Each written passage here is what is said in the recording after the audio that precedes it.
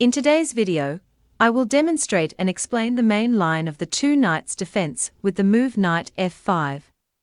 After the moves pawn to e4, e5, knight to f3, knight to c6, and white playing bishop to c4, instead of playing bishop to c5, you can play knight to f6. This move is part of the two knights' defense. It entices white to enter into the lines of the fried liver attack after knight to g5. If white plays knight to g5, you can respond with pawn to d5. After white takes on d5, you have a choice. Instead of recapturing on d5 with your knight, you can play pawn to b5. This move is a unique and interesting line that you may have seen in my previous videos on the two knights' defense. If you haven't watched those videos, I recommend checking them out for more detailed explanations. Alternatively, you can still play the normal move knight to a5, which is a popular move in the two knights' defense.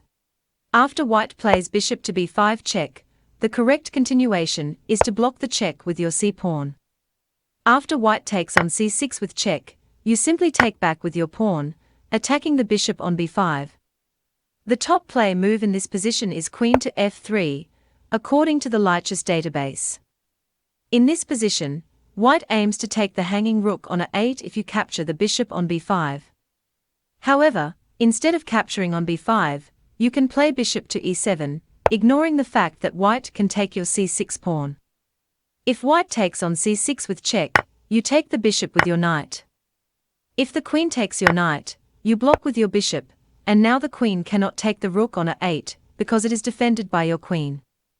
White will likely play something like queen to f3 again, but remember that I'm only showing you the top played moves according to the database. In this position, you can also play this way in tournaments, not just as a stretch or theoretical line. Now, the position may be slightly disadvantageous for black, around -0.3 according to the evaluation, but the key is to understand that in the two knights' defense, it's not just about material. It's about having an active position and creating possibilities for your pieces. The pawns sacrificed on the queen side are known as clearance sacrifices because they clear the way for your pieces to become active. In this position, you want to play pawn to e4, attacking the queen. But before that, you play pawn to h6, getting rid of the defender of the e4 square. White may play something like pawn to d3, preparing pawn to e4 in the future. One possible continuation is knight to g4, attacking the knight on g5. White can play knight to h3 or knight to e4. Knight to e4 seems to be winning according to the Lichess database. You continue pushing your pawns, for example, pawn to f5.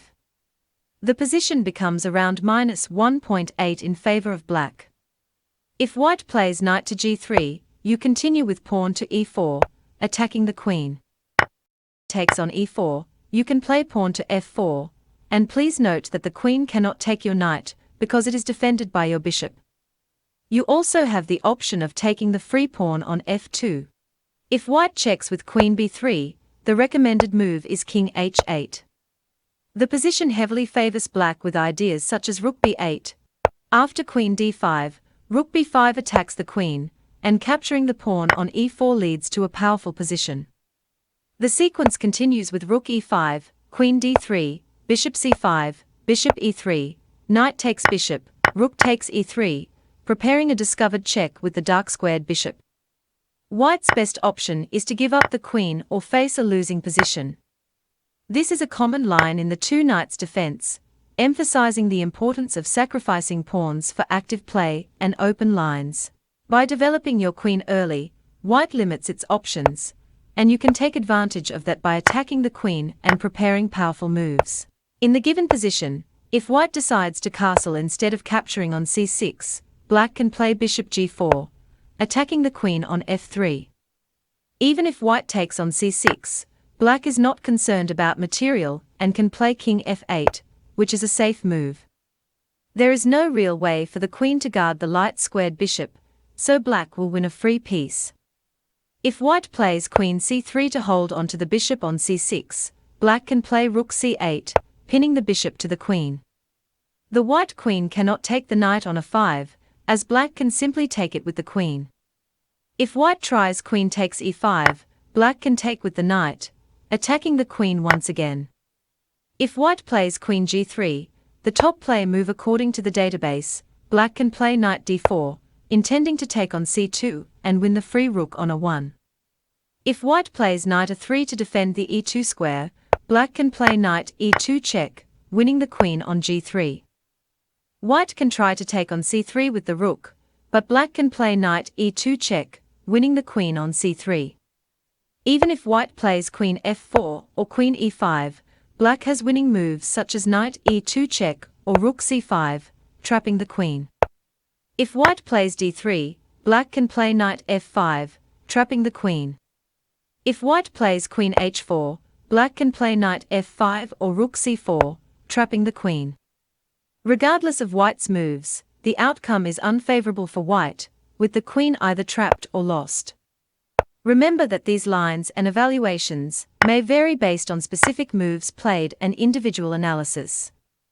The two knights defense can lead to exciting and dynamic positions where piece activity and attacking chances outweigh material considerations. In summary, the position offers numerous winning opportunities for black, where the focus is on tactical and strategic advantages rather than material considerations. And we'll reconvene in the next episode of Get Smart. Take care and peace.